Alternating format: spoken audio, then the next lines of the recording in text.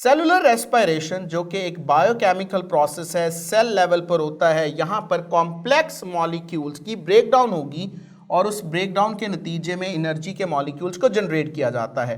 ये जो cellular respiration है ये 4 फेजेस में मुकम्मल होता है। यहाँ पर सबसे पहले जो कॉम्प्लेक्स मॉलिक्यूल तोड़ा जा रहा है इस सेलुलर रेस्पिरेशन में वो ग्लूकोज है, और इससे रिलेटेड जो पहला स्टेप है that is glycolysis. Glycolysis mean breakdown of glucose. Literal meaning अगर हम देखें ग्लाइकोलाइसिस के हवाले से तो that is splitting of glucose. Lysis mean breakdown and the glyco mean glucose.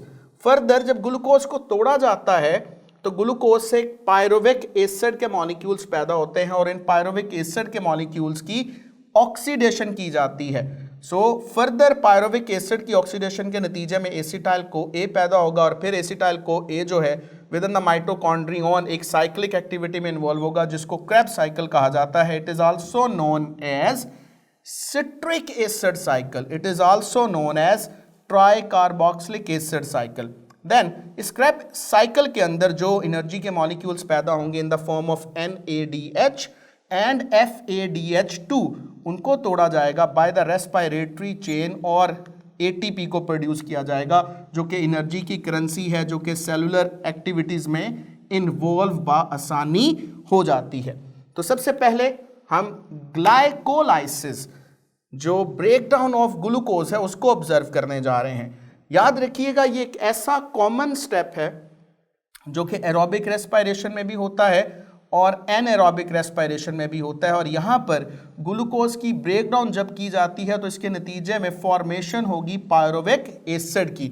और ये दोनों केसेस में मैं बार बार इस चीज़ को एम्फसाइज कर रहा हूँ कि ये एक ऐसा कॉमन स्टेप है जो कि एरोबिक रेस्पिरेशन में भी होगा और एनएरोबिक रेस्पिरेशन में भी होगा, और बोथ केसेस के अंदर जो एंड प्रोडक्ट होगी ऑफ इस ग्लूकोज की ब्रेकडाउन के हवाले से वो पायरुविक एसिड ही होगा। यहाँ पर इस पायरुविक एसिड के हवाले से फिर फर्दर ऑक्सीडेशन का प्रोसेस होगा और फिर फर्दर क्रेब्स साइकिल और फिर रेस्पिरेटरी चेन चलती है। सबसे पहले ग्लाइकोलाइसिस जो प्रोसेस है इसके स्टेप्स को ऑब्जर्व किया जाता है। तो सबसे पहले हम इसको देखते हैं कि इसके हवाले से 2 फेजेस हैं। The first we have preparatory phase and the other phase we have oxidative phase. Preparatory phase एक ऐसा मरहला है जिसमें ग्लूकोज को प्रिपेयर किया जा रहा है फॉर द ब्रेकडाउन पर्पस, और यहां पर उसको प्रिपेयर करने के लिए ATP के मॉलिक्यूल्स को कंज्यूम किया जाता है। फर्दर स्टेप जो है वो फर्दर फेज जो है वो ऑक्सीडेटिव फेज है which is also known as pay off phase. इसको पे ऑफ फेज इसलिए कहा जाता है क्योंकि इस फेज के अंदर इनके अंदर जितने भी स्टेप्स होंगे यहाँ पर ATP के मॉलिक्यूल जनरेट होंगे जो कि प्रीवियसली खर्च हो रहे थे, तो इसलिए इसको पे ऑफ फेज भी कहा जाता है। सबसे पहले प्रेपरेटरी फेज में अगर हम देखें तो यहाँ पर ग्लूकोज के मॉलिक्यूल के अंदर एक फॉस्फेट मॉलिक्यूल को ऐड किया जाता है। तो जब फॉस्फेट की एडिशन होगी तो that is phosphorylation of glucose. तो ग्लूकोज जो कि एक 6 कार्बन शुगर है, एक एल्डोज शुगर है, एक एल्डिहाइड शुगर है, यहाँ पर इसके कार्बन नंबर 6 पर ग्लूकोज 6 फॉस्फेट मीन ग्लूकोज जो कि 6 कार्बन शुगर है इसके कार्बन नंबर 6 पर फॉस्फेट की एडिशन होगी, और वो फॉस्फेट कहाँ से आएगा, यहाँ पर ब्रेकडाउन ऑफ ATP होगी और ATP की ब्रेकडाउन पर ADP और इनऑर्गेनिक फास्फोरस पैदा होता है, और ये इनऑर्गेनिक फास्फोरस ग्लूकोज के कार्बन नंबर 6 पर जाकर अटैच हो जाता है। क्योंकि यहाँ पर फास्फोरस की एडिशन हुई है ग्लूकोज के अंदर, तो इस पहले स्टेप को जो कि प्रिपरेटरी फेज का पहला स्टेप है that is phosphorylation. Then glucose 6 phosphate को कन्वर्ट किया जाता है फ्रुक्टोज 6 फॉस्फेट के अंदर। फ्रुक्टोज जो कि आइसोमर है ग्लूकोज का, again it is also a 6 carbon sugar but it is a keto sugar. यहाँ पर एंजाइम की इन्वॉल्वमेंट होगी जो कि आइसोमर क्रिएट कर सकता है। An enzyme catalyse the conversion of glucose 6 phosphate to its isomer fructose 6 phosphate. याद रख लीजिए इस पॉइंट को कि यहाँ पर जितने भी स्टेप्स इन्वॉल्व होंगे वो तमाम के तमाम स्टेप्स में एंजाइम्स की इन्वॉल्वमेंट होगी। वो एंजाइम्स कहाँ पर मौजूद हैं, site of glycolysis that is cytosol. Cytosol में क्योंकि ग्लाइकोलाइसिस होती है तो इससे रिलेटेड जितने भी एंजाइम होंगे वो साइटोसोल के अंदर ही पाए जाएंगे। सो फ्रुक्टोज 6 फॉस्फेट को कन्वर्ट किया जाता है फर्दर फ्रुक्टोज 1,6 बिस फॉस्फेट में।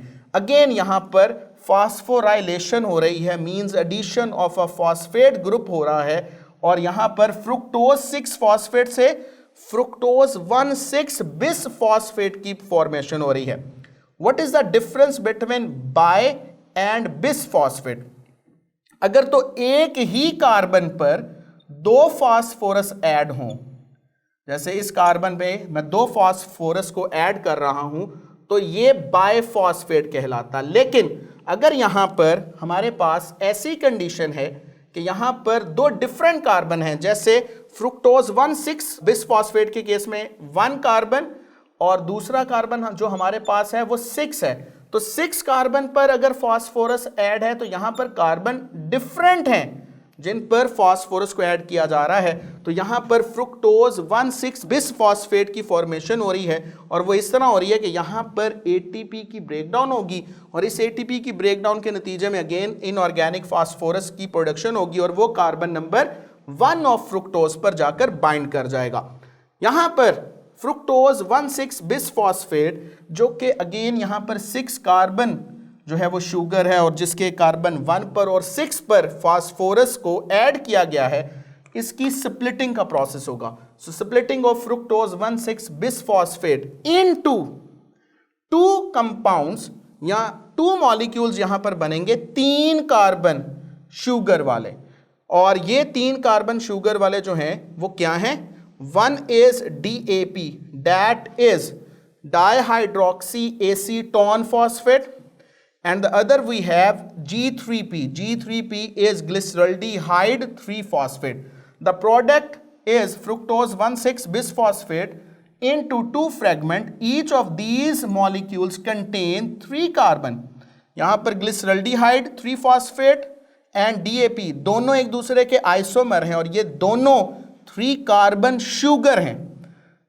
One is called 3-phosphoglycerate and the other is glyceraldehyde 3-phosphate, while the other is dihydroxyacetone phosphate, you can say also. So यहाँ पर 4 और 5 स्टेप जो हमारे पास है उसमें क्या चीज़ है? DAP की प्रोडक्शन हो रही है और G3P की, और ये दोनों क्योंकि एक दूसरे के आइसोमर हैं और ये एक दूसरे में इंटर कन्वर्ट हो सकते हैं।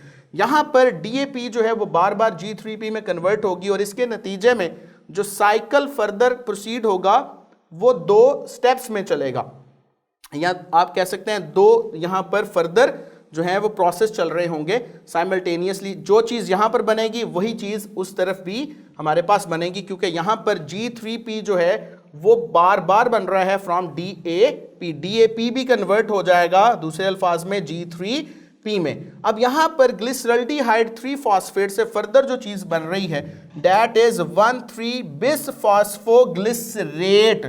सो ग्लिसरल्डिहाइड से ग्लिसरेट की फॉर्मेशन हुई है, और ये कैसे हो रही है कि यहां पर 3 पर तो फास्फोरस है ही, लेकिन 1 पर भी फास्फोरस आ रहा है। वो फास्फोरस कहां से आ रहा है? साइटोसोल में मौजूद इनऑर्गेनिक फास्फोरस यहां पर ऐड हो जाएंगे कार्बन नंबर 1 पर, और यहां पर ग्लिसरल्डिहाइड 3-phosphate की ऑक्सीडेशन होगी, और ऑक्सीडेशन के नतीजे में जो हाइड्रोजन होंगे वो NAD के साथ इन्वॉल्व होकर NADH की फॉर्मेशन करते हैं।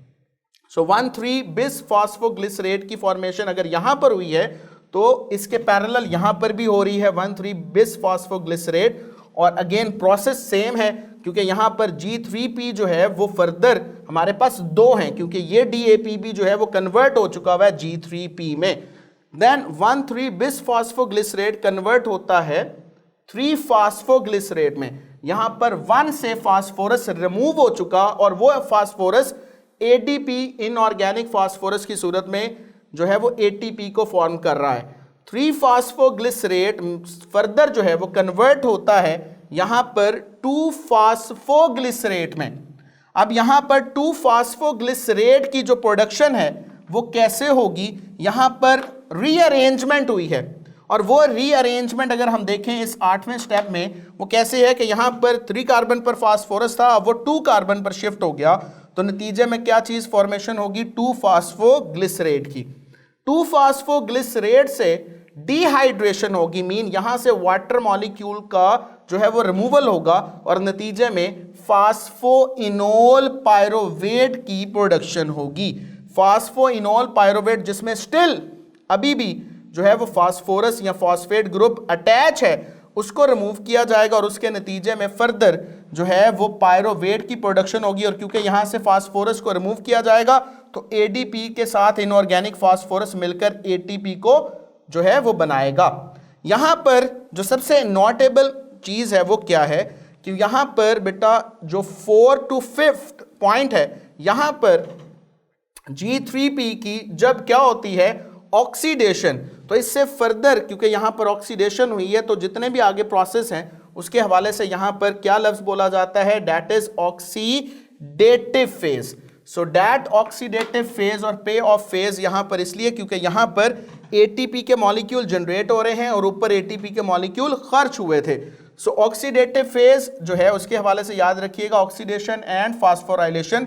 The next step in the glycolysis is the crucial to this process. 2 electrons और 2 hydrogen atoms are removed from the molecule of three phosphoglycerate and transfer to a molecule of NAD। यहां पर जब glyceraldehyde 3-फॉस्फेट और DAP की जो further conversion हो रही है 1,3-बिस-फास्फोग्लिसरेट में, तो वो सूरत में यहां पर इन मॉलिक्यूल्स की ऑक्सीडेशन होती है। और ऑक्सीडेशन का मतलब यहां पर removal of hydrogen, removal of electrons है, जिसके नतीजे में यहां पर NADA से क्या बनता है, NADH। So this is of course an oxidation reduction reaction with the जो है फास्फोग्लिसरल्डिहाइड, यहां पर PgAl being oxidise and the NAD being reduce. यहां पर NAD से क्या बनता है, NADH बनता है। और वो कैसे होगा, जब G3P की और DAP जो है उनकी ऑक्सीडेशन होगी जबकि NAD की रिडक्शन होगी।